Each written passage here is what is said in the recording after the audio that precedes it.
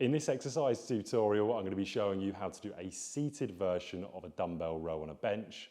Now, this is not the chest supported version where I'm on my front on the bench.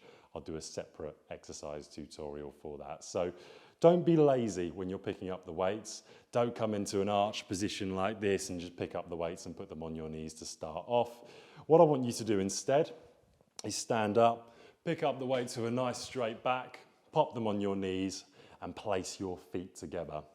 Now, the reason why we're placing the feet together is because when you put the dumbbells by your sides and start to lean forwards with your shoulders back, you've now got a nice range of motion.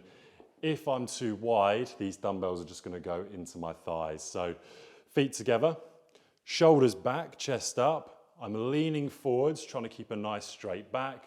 I allow my shoulders to go forwards. From here, I'm going to row up and slowly back down, up, squeezing my shoulder blades at the top and slowly back down. Always try and keep that nice neutral straight back.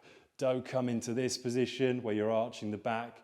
You've got to keep those shoulders back as you row up, pinning the shoulder blades together, coming slowly back down, relaxing the shoulder and back up, squeezing the shoulder blades. Once you're done, stand up. Bring those weights down with a nice straight back, and you've just done a dumbbell row leaning over in a seated position on a bench. You'd of course repeat that for your desired amount of sets and repetitions, and that's how to do this exercise.